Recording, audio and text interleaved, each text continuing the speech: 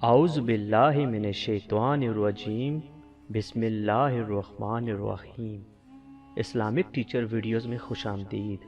میرے پیارے دوستوں، بہنوں اور بھائیوں، السلام علیکم۔ جنت کا وہ پہلا کھانا کون سا ہوگا؟ مچھلی کی کلیجی اور انسان کو صرف خواہش کرنے پر ہی کھانا مل جایا کرے گا۔ جنتی شخص جنت کے پرندوں میں سے پرندہ کھانے کی خواہش کریں گے اور وہ اس کے ہاتھ میں پکا ہوا ٹکڑے کیے ہوئے کی صورت میں آ جائے گا۔ پرندے بھی بہت موٹے ہوں گے۔ جنتی جیسے چاہے گا ویسے پرندے آئیں گے اور کتنے بڑے بڑے ہوں گے، اونٹوں کی گردنوں کے برابر، جو درختوں میں چل پھر رہے ہوں گے۔ اور جب انسان کھانا کھائے گا تو اسے قضا حاجت نہیں ہوگی، یعنی کہ اس کے جسم کا جو خوراک ہضم کا نظام ہوگا وہ پسینے کے ذریعے خارج ہو جائے گا، اور وہ پسینہ جو جنتی کو زمین میں پہلے آیا کرتا تھا اس سے مختلف ہوگا، اور پسینے سے ایک خوشبو اٹھا کرے گی اور پیٹ نارمل حالت میں آ جائے گا۔ پھر بھوک لگے گی اور پھر کھائیں گے، پھر لگے گی اور پھر کھائیں گے۔ کوئی بھی کسی بھی قسم کی گندگی اس کے پاس سے نہیں گزرے گی۔ جھوٹ سے پاک جنتیوں کی گفتگو ہوگی، سلامتی کی آوازیں ہر طرف سے آئیں گی، دنیا کے حالات پر بھی گفتگو ہوا کرے گی۔ جنتی گزرتے ہوئے حالات پر تبصرہ کیا کریں گے اور وہ ایک دوسرے کی طرف متوجہ ہو کر گزشتہ حالات پر بات کیا کریں گے۔ کہیں گے اس سے پہلے ہم اپنے گھر والوں میں ڈرے ڈرے رہتے تھے، سو اللہ تعالیٰ نے ہم پر احسان فرمایا اور اس نے ہمیں لو کی عذاب سے بچا لیا۔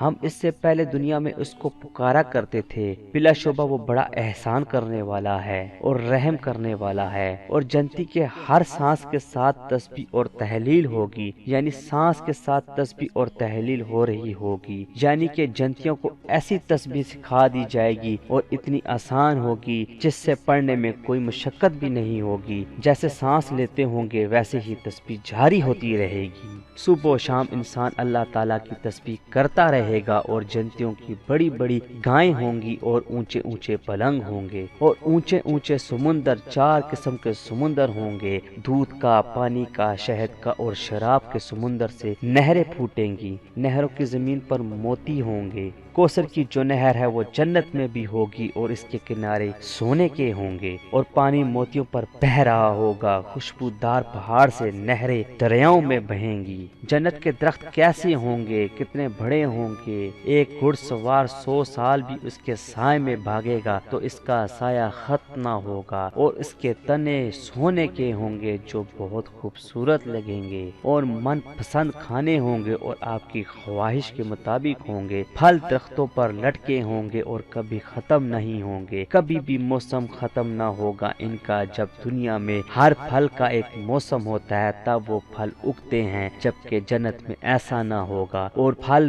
بہت بڑے ہوں گے، کتنے بڑے ہوں گے ذرا سوچئے، ہم سوچ نہیں سکتے۔